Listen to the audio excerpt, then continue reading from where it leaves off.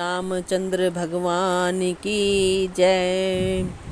सती बार बार मन में विचार कर सीता जी का रूप धारण करके उस मार्ग की ओर आगे होकर चली जिससे सती जी के विचारा अनुसार मनुष्यों के राजा रामचंद्र जी आ रहे थे। सती जी के बनावटी वेश को देखकर लक्ष्मण जी चकित हो गए और उनके हृदय में बड़ा भ्रम हो गया। वे बहुत गंभीर हो गए, कुछ कह नहीं सके। धीर बुद्धि लक्ष्मण प्रभु रघुनाथ जी के प्रभाव को जानते थे। सब कुछ देखने वाले और सबके हृदय की जानने वाले देवताओं के स्वामी श्री रामचंद्र जी सती के कपट को जान गए। जिनके स्मरण मात्र से अज्ञान का नाश हो जाता है, वही सर्वज्ञ भगवान श्री रामचंद्र जी हैं। स्त्री स्वभाव का असर तो देखो कि वहाँ उन सर्वज्ञ भगवान के सामने भी सती जी छिपाव करना चाहती हैं। अपनी माया के बल को हृदय में बखान कर श्री रामचंद्र जी हंसकर कोमल वाणी से बोले। पहले प्रभु ने हाथ जोड़कर सती को प्रणाम किया और पिता सहित अपना नाम बताया। फिर कहा कि वृषकेतु शिव जी कहाँ हैं? आप यहाँ वन में अकेली किस लिए फिर रही हैं? श्री रामचंद्र जी के कोमल और रहस्य भरे वचन सुनकर सती जी को बड़ा संकोच हुआ। वे डरती हुई चुपचाप शिव जी के पास चली। उनके हृदय में बड़ी चिंता हो गई। मैंने शंकर जी का कहना ना माना और अपने अज्ञान का श्री रामचंद्र जी पर आरोप किया। अब जाकर मैं शिव जी को क्या उत्तर दूंगी? यूँ सोचते सोचते सती जी के हृदय में अत्यंत भयानक जलन पैदा हो गई। श्री रामचंद्र जी ने जान लिया कि सती जी को दुख हुआ। तब उन्होंने अपना कुछ प्रभाव प्रकट करके उन्हें दिखलाया। सती जी ने मार्ग में जाते यह कौतुक देखा कि श्री रामचंद्र जी सीता जी और लक्ष्मण जी सहित आगे चल रहे हैं। इस अवसर पर सीता जी को इसलिए दिखाया कि सती जी श्री राम जी के सच्चिदानंद में रूप को देखें, वियोग और दुख की कल्पना जो उन्हें हुई थी वह दूर हो जाए तथा वे प्रकृतिस्थ हों। तब उन्होंने पीछे की ओर फिर कर देखा तो वहाँ भी भाई लक्ष्मण जी और श्री सीता जी के साथ श्री रामचंद्र जी सुंदर वेश में दिखाई दिए। वे जिधर देखती हैं उधर ही प्रभु श्री रामचंद्र जी विराजमान हैं और सुचतुर सिद्ध मुनीश्वर उनकी सेवा कर रहे हैं। सती जी ने अनेक शिव, ब्रह्मा और विष्णु देखे जो एक से एक बढ़कर असीम प्रभाव वाले थे। उन्होंने देखा कि भांति भांति की वेश धारण किए सभी देवता श्री रामचंद्र जी की चरण वंदना और सेवा कर रहे हैं। उन्होंने अनगिनत अनुपम सती, ब्रह्माणी और लक्ष्मी देखी। जिस रूप में ब्रह्मा आदि देवता थे उसी के अनुकूल रूप में उनकी ये सब शक्तियाँ भी थीं। सती जी ने जहाँ तहाँ जितने रघुनाथ जी देखे शक्तियों सहित, वहाँ उतने ही सारे देवताओं को भी देखा। संसार में जो चराचर जीव हैं वे भी अनेक प्रकार से सब देखें। उन्होंने देखा कि अनेकों वेश धारण करके देवता प्रभु श्री रामचंद्र जी की पूजा कर रहे हैं, परंतु श्री रामचंद्र जी का दूसरा रूप कहीं नहीं देखा। सीता सहित श्री रघुनाथ जी बहुत से देखे, परंतु उनके वेश अनेक नहीं थे। सब जगह वही रघुनाथ जी, वही लक्ष्मण और वही सीता जी। सती ऐसा देखकर बहुत ही डर गई। उनका हृदय कांपने लगा और देह की सारी सुध बुध जाती रही। वे आंखें मूंद कर मार्ग में बैठ गईं। फिर आंख खोलकर देखा तो वहाँ दक्ष कुमारी सती जी को कुछ भी ना दिख पड़ा। तब वे बार बार श्री रामचंद्र जी के चरणों में सिर नवाकर वहाँ चली जहाँ श्री शिव जी थे। जब पास पहुँची तब श्री शिव जी ने हंसकर कुशल प्रश्न करके कहा कि तुमने राम जी की किस प्रकार परीक्षा ली? सारी बात सच सच कहो। सती जी ने श्री रघुनाथ जी के प्रभाव को समझकर डर के मारे शिव जी से छिपाव किया और कहा, हे स्वामी, मैंने कुछ भी परीक्षा नहीं ली। वहाँ जाकर आपकी ही तरह प्रणाम किया। आपने जो कहा वह झूठ नहीं हो सकता। मेरे मन में यह बड़ा विश्वास है। तब शिव जी ने ध्यान करके देखा और सती जी ने जो चरित्र किया था सब जान लिया। फिर श्री रामचंद्र जी की माया को सिर नवाया, जिसने प्रेरणा करके सती के मुंह से भी झूठ कहला दिया। सुजान शिवजी ने मन में विचार किया कि हरि की इच्छा रूपी भावी प्रबल है। सती जी ने सीता जी का वेश धारण किया। यह जानकर शिवजी के हृदय में बड़ा विषाद हुआ। उन्होंने सोचा कि यदि मैं अब सती से प्रीति करता हूँ तो भक्ति मार्ग लुप्त हो जाता है और बड़ा अन्याय होता है। सती परम पवित्र हैं, इसलिए इन्हें छोड़ते भी नहीं बनता और प्रेम करने में बड़ा पाप है। प्रकट करके महादेव जी कुछ भी नहीं कहते, परंतु उनके हृदय में बड़ा संताप है। तब शिवजी ने प्रभु श्री रामचंद्र जी के चरण कमलों में सिर नवाया और श्री राम जी का स्मरण करते ही उनके मन में यह आया कि सती के इस शरीर से मेरी पति पत्नी रूप में भेंट नहीं हो सकती। और शिवजी ने अपने मन में यह संकल्प कर लिया। स्थिर बुद्धि शंकर जी ऐसा विचार कर श्री रघुनाथ जी का स्मरण करते हुए अपने घर कैलाश को चले। चलते समय सुंदर आकाशवाणी हुई कि हे महेश, आपकी जय हो। आपने भक्ति की अच्छी दृढ़ता की। आपको छोड़कर दूसरा कौन ऐसी प्रतिज्ञा कर सकता है। आप श्री रामचंद्र जी के भक्त हैं, समर्थ हैं और भगवान हैं। इस आकाशवाणी को सुनकर सती जी के मन में चिंता हुई और उन्होंने सकुचाते हुए शिवजी से पूछा, हे कृपालु, कहिए आपने कौन सी प्रतिज्ञा की है। हे प्रभु, आप सत्य के धाम और दीन दयालु हैं। यद्यपि सती जी ने बहुत प्रकार से पूछा, परंतु त्रिपुरारी शिवजी ने कुछ ना कहा। सती जी ने हृदय में अनुमान किया कि सर्व के शिवजी सब जान गए। मैंने शिवजी से कपट किया। स्त्री स्वभाव से ही मूर्ख और बेसमझ होती हैं। प्रीति की सुंदर रीति देखे कि जल भी दूध के साथ मिलकर दूध के समान भाव बिकता है, परंतु फिर कपट रूपी खटाई पड़ते ही पानी अलग हो जाता है, दूध फट जाता है और स्वाद प्रेम जाता रहता है। अपनी करने को याद करके सती जी के हृदय में इतना सोच है और इतनी अपार चिंता है कि जिसका वर्णन नहीं किया जा सकता। उन्होंने समझ लिया कि शिव जी कृपा के परम अथाह सागर हैं। इससे प्रकट में इन्होंने मेरा अपराध नहीं कहा। शिवजी का रुख देखकर सती जी ने जान लिया कि स्वामी ने मेरा त्याग कर दिया और वे हृदय में व्याकुल हो उठी। अपना पाप समझकर कुछ कहते नहीं बनता, परंतु हृदय भीतर ही भीतर कुम्हार के आंवे के समान अत्यंत जलने लगा। वृषकेतु शिवजी ने सती को चिंतायुक्त जानकर उन्हें सुख देने के लिए सुंदर कथाएं कही। इस प्रकार मार्ग में विविध प्रकार के इतिहासों को कहते हुए विश्वनाथ कैलाश जा पहुँचे। वहाँ पर शिवजी अपनी प्रतिज्ञा को याद करके बड़ के पेड़ के नीचे पद्मासन लगाकर बैठ गए। शिवजी ने अपना स्वाभाविक रूप संभाला। उनकी अखंड और अपार समाधि लग गई। तब सती जी कैलाश पर रहने लगी। उनके मन में बड़ा दुख था। इस रहस्य को कोई कुछ भी नहीं जानता था। उनका एक एक दिन युग के समान बीत रहा था। सती जी के हृदय में नित्य नया और भारी सोच हो रहा था कि मैं इस दुख समुद्र के पार कब जाऊंगी। मैंने जो श्री रघुनाथ जी का अपमान किया और फिर पति के वचनों को झूठ जाना, उसका फल विधाता ने मुझको दिया।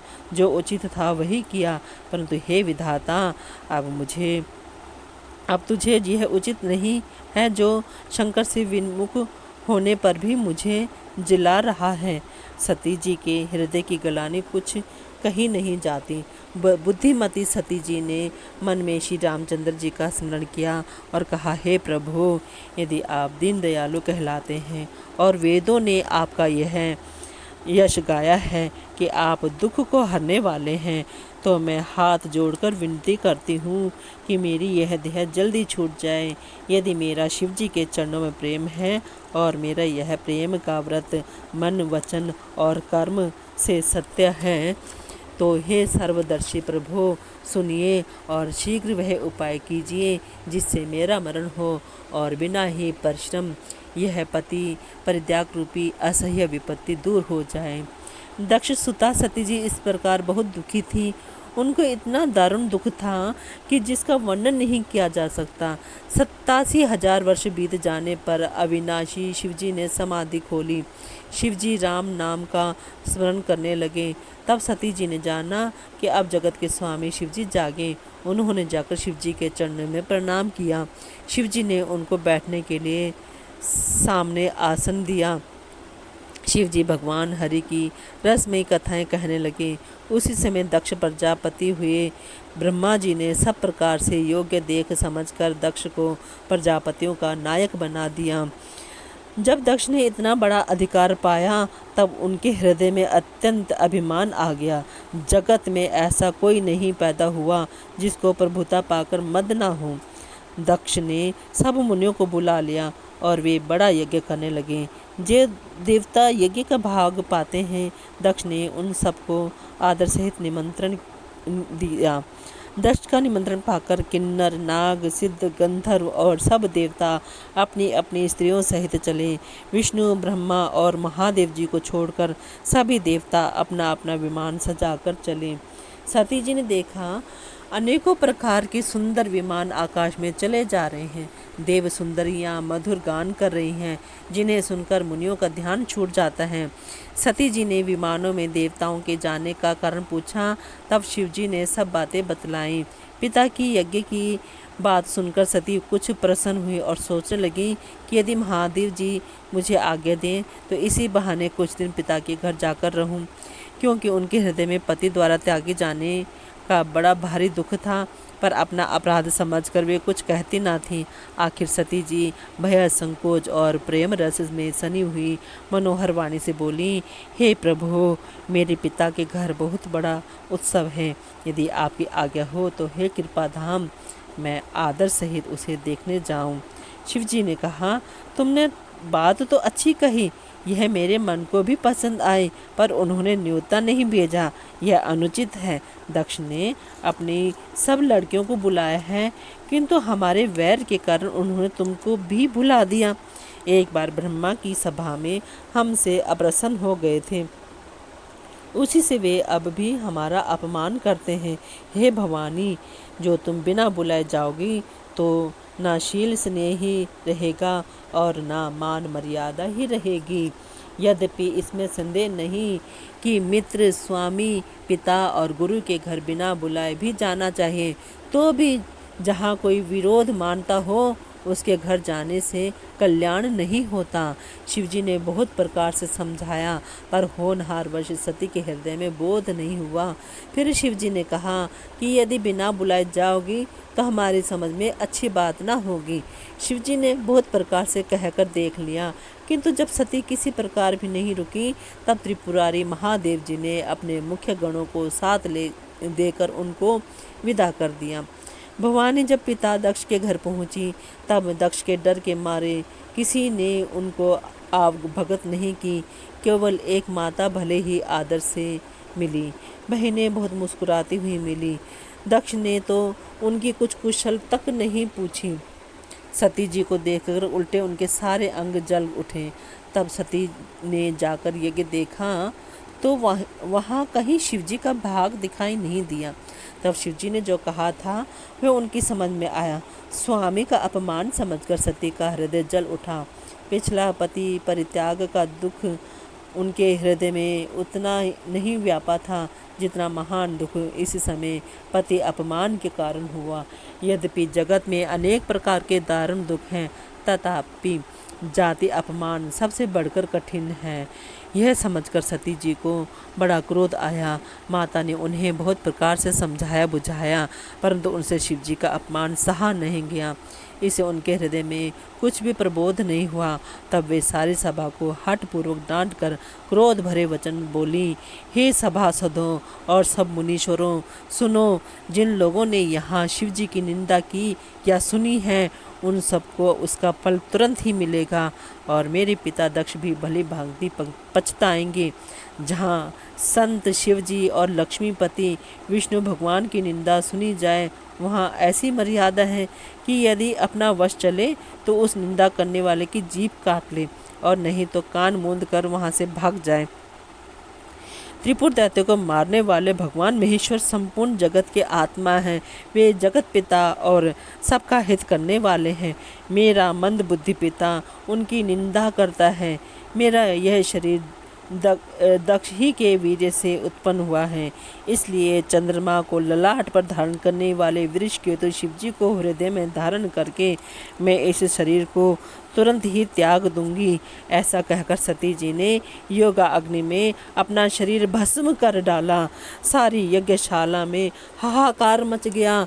सती का स्मरण सुनकर शिव जी के गण यज्ञ विध्वंस करने लगे।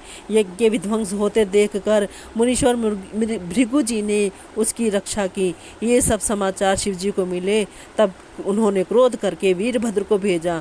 उन्होंने वहां जाकर यज्ञ विध्वंस कर डाला और सब देवताओं को यथोचित फल दंड दिया। दक्ष की जगत प्रसिद्ध वही गति हुई जो शिवद्रोही की हुआ करती है। ये इतिहास सारा संसार जानता है, इसलिए मैंने संक्षेप में वर्णन किया। सती ने मरते समय भगवान हरि से यह वर मांगा कि मेरा जन्म जन्म में शिव जी के चरणों में अनुराग रहे। इसी कारण उन्होंने हिमाचल के घर जाकर पार्वती के शरीर से जन्म लिया। जब से उमा जी हिमाचल के घर जन्मी तब से वहाँ सारी सिद्धियाँ और संपत्तियाँ छा गईं। मुनियों ने जहाँ तहाँ सुंदर आश्रम बना लिए और हिमाचल ने उनको उचित स्थान दिए। उस सुंदर पर्वत पर बहुत प्रकार के सब नए नए वृक्ष सदा पुष्प फल युक्त हो गए और वहाँ बहुत तरह की मणियों की खानें प्रकट हो गईं। सारी नदियों में पवित्र जल बहता है और पक्षी पशु भ्रमर सभी सुखी रहते हैं। सब जीवों ने अपना स्वाभाविक वैर छोड़ दिया और पर्वत पर सभी परस्पर प्रेम करते हैं। पार्वती जी के घर आ जाने से पर्वत ऐसा शोभायमान हो रहा है जैसा राम भक्ति को पाकर भक्त शोभायमान होता है। उस पर्वतराज के घर नित्य नए नए मंगलोत्सव होते हैं जिसका ब्रह्मादि यश गाते हैं। जब नारद जी ने सब समाचार सुने तो वे कौतुक ही से हिमाचल के घर पधारे। पर्वतराज ने उनका बड़ा आदर किया और चरण धोकर उनको उत्तम आसन दिया। फिर अपनी स्त्री सहित मुनि के चरणों में सिर निवाया और उनके चरणों तक को सारे घर में छिड़काया।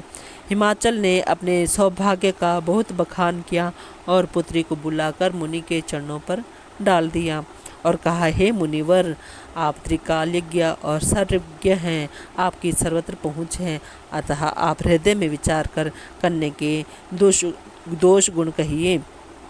नारद मुनि ने हंसकर रहस्य युक्त कोमल वाणी से कहा, तुम्हारी कन्या सब गुणों की खान है। यह स्वभाव से ही सुंदर, सुशील और समझदार है। उमा, अंबिका और भवानी इनके नाम हैं। कन्या सब सुलक्षणों से संपन्न है। यह अपने पति को सदा प्यारी होगी।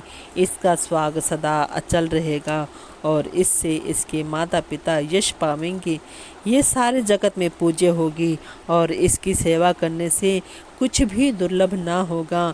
संसार में स्त्रियां इसका नाम स्मरण करके पतिव्रत रूपी तलवार की धार पर चढ़ जाएंगी। हे पर्वतराज, तुम्हारी कन्या सुलक्षणी है। अब इसमें 2-4 अवगुण हैं, उन्हें भी सुन लो। गुणहीन, मानहीन, माता पिता विहीन, उदासीन, संशयहीन, लापरवाह, योगी, जटाधारी, निष्काम हृदय, नंगा और अमंगल वेश वाला ऐसा पति इसको मिलेगा। इसके हाथ में ऐसी ही रेखा पड़ी है। नारद मुनि की वाणी सुनकर और उसको हृदय में सत्य जानकर पति पत्नी हिमवान और मैना को दुख हुआ और पार्वती जी प्रसन्न हुई।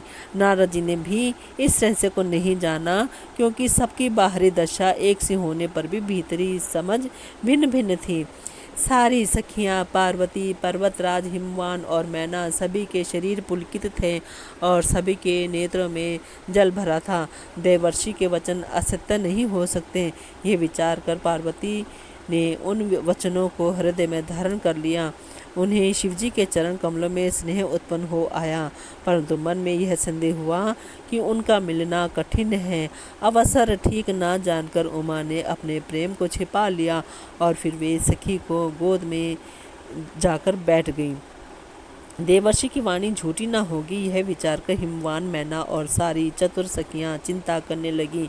फिर हृदय में धीरज धरकर पर्वतराज ने कहा, हे नाथ, कहिए अब क्या उपाय किया जाए। मुनीश्वर ने कहा, हे हिमवान, सुनो। विधाता ने ललाट पर जो कुछ लिख दिया है उसको देवता, दानव, मनुष्य, नाग और मुनि कोई भी नहीं मिटा सकते। तो भी एक उपाय मैं बताता हूँ, यदि दैव सहायता करे तो वह सिद्ध हो सकता है। उमा को वर तो निसंदेह वैसा ही मिलेगा जैसे मैंने तुम्हारे सामने वर्णन किया है। परंतु मैंने वर के जो जो दोष बतलाए हैं, मेरे अनुमान से वे सभी शिवजी में हैं। यदि शिवजी के साथ विवाह हो जाए तो दोषों को तो सब लोग गुणों के समान ही कहेंगे। जैसे विष्णु भक्त शेषनाग की शैया पर सोते हैं तो भी पंडित लोग उनको कोई दोष नहीं लगाते। सूर्य और अग्निदेव अच्छे बुरे सभी रसों का भक्षण करते हैं, परंतु उनको कोई बुरा नहीं कहता। गंगा जी में शुभ और अशुभ सभी जल बहता है, पर कोई उन्हें अपवित्र नहीं कहता। सूर्य, अग्नि और गंगा जी की भांति समर्थ को कुछ दोष नहीं लगता।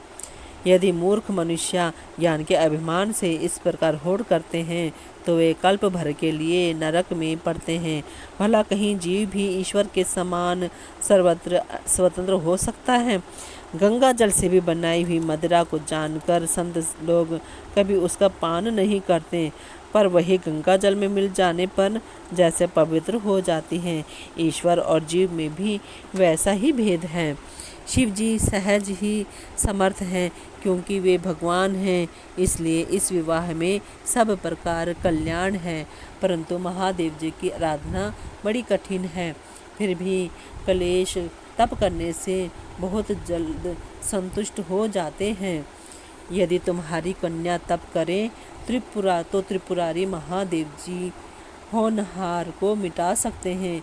यद्यपि संसार में वर अनेक हैं, परंतु इसके लिए शिवजी को छोड़कर दूसरा वर नहीं है। शिवजी वर देने वाले, शरणागतों के दुखों का नाश करने वाले, कृपा के समुद्र और सेवकों के मन को प्रसन्न करने वाले हैं। शिवजी की आराधना किए बिना करोड़ों योग और जप करने पर भी वांछित फल नहीं मिलता। बोले सियावर रामचंद्र भगवान की जय।